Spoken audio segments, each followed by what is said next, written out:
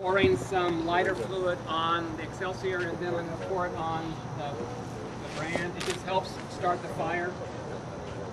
I need this to be moved.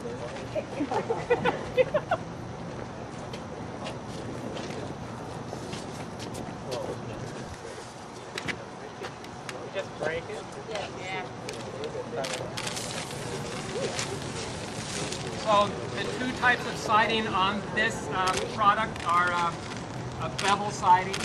So it should not provide a lot of protection from flame entering behind and into the wall cavity, which would allow the structure to be ignited more quickly. We have a more complicated lap joint with a shiplap siding product on this side of the corner. So this should provide more protection. If flame is able to rise up to what would be the soffit, the purpose of these vents is to show that vents are really vulnerable to flame and entry into what would be your attic. We're going to light another one. This middle structure has a fiber cement siding product, hot, which is non-combustible. The key here is that it has a combustible trim product. So what we should see here is that the cladding product won't ignite or burn, but the trim product might.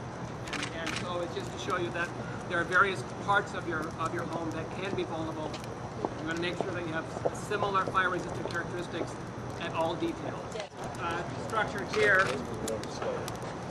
is a panelized siding product, and the right-hand side is a panel that doesn't have a vertical seam in it. The left-hand side is a panel that has a vertical seam. Usually, a vulnerable part of a siding product is either the vertical or the horizontal seam. And so we're going to see with this panelized siding the importance of that seam. And here, this is a horizontal product that has a less complicated, more vulnerable seam here with this lap joint that this is one siding piece laying over top of another. And the one on the left actually is one where you have a more complicated joint. It should provide more protection to the home in terms of flame penetration into the building cavity. So here we've been doing this for just a few minutes, and already there's charring at the back of one of these more simple lap joints. We burn through now the lap joint with this product, but not on the more complicated joint side. So with combustible siding, the thing you want would be a complicated lap joint to prevent flame penetration into what would be the building cavity.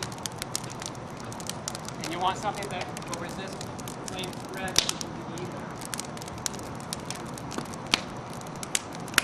You want to look very clearly flame penetration from the back here. And this is going to be burning through in a minute, but you had several minutes lead time in terms of flame penetrating more quickly in the plain bevel joint. With the fiber cement product, nothing is half a jet in terms of flame penetration. Where the flame will likely penetrate is at and with the panelized product, the flame has penetrated already at the vertical seam on the right-hand side. So I guess the point here is that flame is penetrated into what would be the building cavity of your home. It's pretty much a loss because you've evacuated the fireplace behind your house.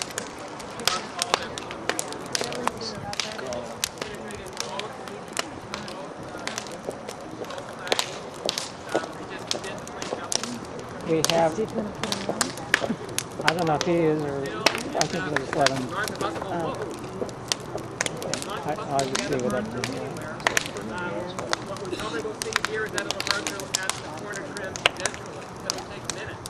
Is there a dumpster we can put this stuff in after it's cleaned? And actually the guys that we have the general services, they'll probably just take the forklift and take it over.